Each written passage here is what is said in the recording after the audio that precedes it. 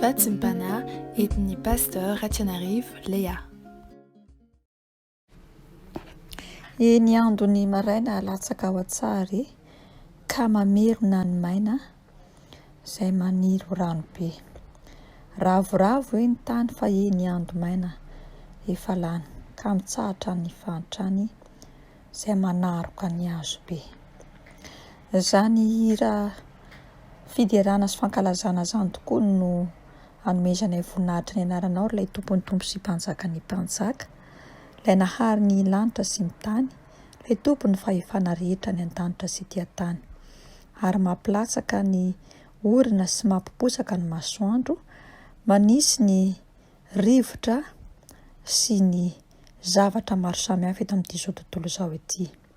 Izany no mahatonga anay zanak'olombelona mbola velon'aina hatrampamonjena tahaka izao, ka dia mitsaoka anao, mioby anao, manome voninahitra ny anaranao, ary ilay ray ny mandrakizay andrin'ny fiadanana.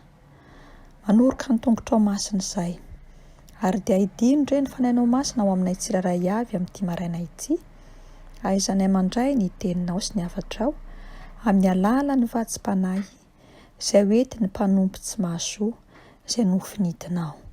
Dia mitenena ara Jesosy Kristy Tompo avy any Nazareta, fa voninkiano anao, izahay mpanaradia-nao. Ho anao ny rera sy ny ajar ny voninahitra mandrakizay. Aleluia. Amen. Manonona ny fahasoavana sy ny fiadanana avy amin'Andriamanitra ray sy Jesosy Kristy Tompo, ary ny fampiraisana avy amin'ny fanahy masina ho antsika tsiraray avy izay manaraka izao vatsim-panahy izao. Ary dia ampitiavana sy ampanetretena mandraka hariva no azahoako ny atrano ao amin'ny tokantranontsika tsiraray avy amin'ny alalan'ity fifandraisana ity. Ny tenin'Andriamanitra izay hanorenantsika ny vatsim-panahy dia amin'ny filazaon-tsaran'ny Matio, toko 7:20, andininy 1 ka hatramin'ny 4. Matio toko 7:20, andininy 1 ka hatramin'ny 4. Vakiana amin'ny anaran'i Jesosy. Tamin'izany ora izany dia nakeo amin'i Jesosy ny mpianatra ka nanao hoe: iza moa ny lehibe indrindra ao amin'ny fanjakan'ny lanitra? Ary Jesosy niantso zazakely anankiray akeo aminy, dia nametraka azy teo afovoany ka nanao hoe: lazaiko aminareo marina tokoa, raha tsy miova ianareo ka ho tonga tahaka ny zazakely, dia tsy hiditra amin'ny fanjakan'ny lanitra mihitsy ianareo. Koa na zovo no hanetri-tena tahaka ity zazakely ity, dia izy no lehibe indrindra amin'ny fanjakan'ny lanitra. Amen. Izany tenin'Andriamanitra izany no azahoantsika manatsoaka ny loha hevitra hoe manana toetra tahaka ny zazakely. Io tenin'Andriamanitra izay novonakintsika teo io dia hitantsika tsara fa Jesosy Kristy Tompo no milaza tamin'ireto mpianany sy mpanaradia anazy, mialohan'ny hanolorana azy teo ampelantanan'ny reto izay hamono azy alohan'ny hafatezany. Ary hitantsika mazava tsara fa ireto mpianany reto no tonga nanantona an'i Jesosy ka nametraka fanontaniana manao hoe: iza moa no lehibe indrindra ao amin'ny fanjakan'Andriamanitra? Tahaka izany fanontaniana nataon'ireto mpianatry Jesosy reto sy ireto apôstôly izay nanaradia azy reto koa no matetika fanontaniana mety hipetraka ao anatin'ny saintsika izay milaza fa kristianina amin'izao vanim-potoana iainantsika izao. Ary fanontaniana matetika tonga ao anatin'ny saintsika satria mijery ny fiainantsika isika, mijery izay mety asa fanompoana izay tanterahantsika isika ao amin'ny saha n'Andriamanitra izay ametrahan'ny Tompo antsika, dia mametraka fanontaniana sy mameno ny saintsika sy ny foditsika no hoe: iza no lehibe ao amin'ny fanjakan'Andriamanitra? Izao ve hanahoana? Ary izao ve mba hiditra ao amin'ny fanjakan'Andriamanitra. Teto Jesosy Kristy Tompo dia nanao fanoharana tamin'ny zazakely anankiray, izay zazakely izay matetika mieritreritra fa izy no malemy, izy mbola zazakely. Kanefa tsy dia eo amin'izay fijery izay no hijerevantsika, fa kosa ny toetra ananan'ny zazakely manoloana ny olon-dehibe sy manoloana ny manodidina azy. Ho antsika izay efa niteraka dia hitantsika tsara fa ny zazakely rehefa mbola kely izy dia miantehitra tanteraka sy mametraka ny fahatokiany amin'ny olon-dehibe. Iarahantsika manaiky fa ny zazakely rehefa mandeha ny an-dalana ka ataon'ny olon-dehibe miaraka aminy hoe atolory any tananao, dia atolony avy hatrany ny tanany mba ho tatana ilay olon-dehibe, satria fantany fa io olon-dehibe io no afaka hitondra azy any amin'ny lalana izay tokony ho alehany, ary olon-dehibe io koa no afaka hiaro azy amin'izay mety loza, mety hitranga eny amin'izay rehetra alehany. Manoloana an'izany ohatra sy fanoharana izay efa niainantsika sy hitantsika dia manome fampianarana tsotra sy mazava amin'ny mpianany Jesosy eto, ary izay no nahatonga an'i Jesosy niantso teo anilany ity zazakely ray ity, izay zazakely tonga dia nanantona, tsy nanatahotra fa namonjy avy hatrany any Jesosy Kristy Tompo. Ary izay indrindra no hamafisiny ao amin'ny filazantsarany Marka toko 7:9-telopolo mivaky toy izao amin'ny anaran'i Jesosy. Ary nandray zaza Jesosy ka nametraka azy teo afovoany, ary raha notrotroiny ilay zaza dia hoy izy tamin'ny mpianany, nazovy no mandray zaza iray tahaka itony amin'ny anarako dia mandray ahy, ary nazovy no mandray ahy dia tsy mandray ahy fa izay maniraka ahy. Hitantsika mazava tsara ny fahalemena sy ny fahantsoran'ny zaza anankiray, fa tsy mba misy fireriana, ary koa manana fahatokisana feno sy tanteraka any Jesosy Kristy Tompo eto amin'ity ohatra izay nambaran'ny filazantsarany Marka teto ity koa. Ary hitantsika mazava tsara ao anatin'izany fa izay toetra ny zaza izay dia toetra feno fanetretena.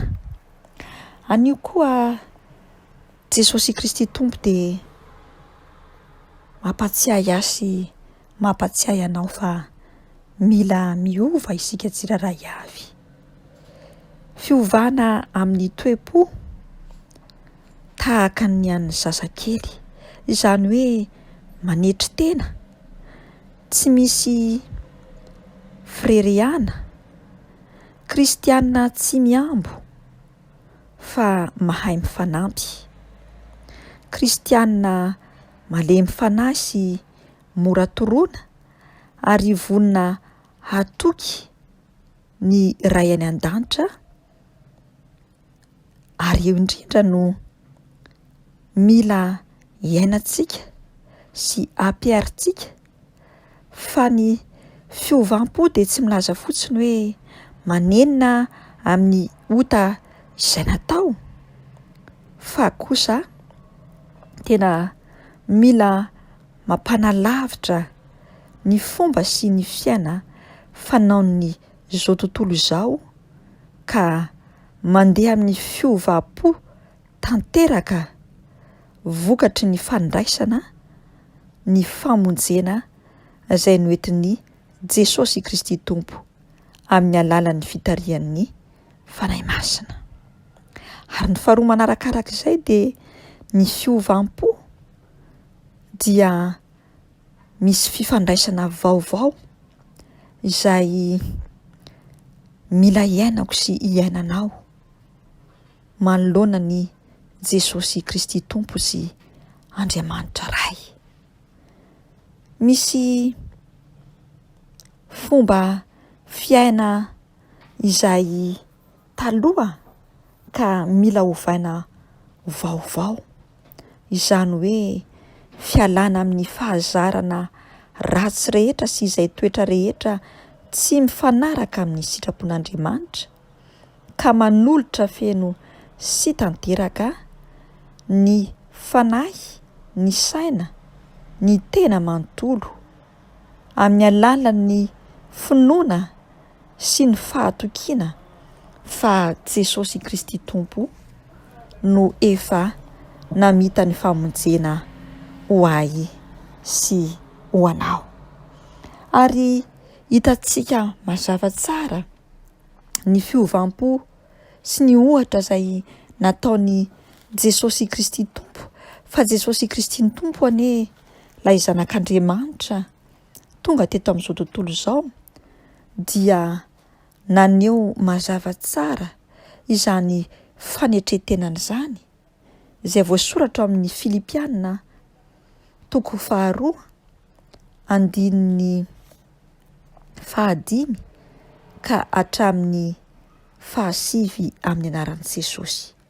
Aoka ho ao aminareo izao saina izao izay tao amin'i Kristy Jesosy koa, izay na dia nanana ny endrik'Andriamanitra aza dia tsy nataony ho zavatra hofikiriny mafy ny fitoviana amin'Andriamanitra, fa nofohanany ny tenany tamin'ny nakany ny endriky ny mpanompo sy nahatongavany no manam-pitoviana amin'ny olona.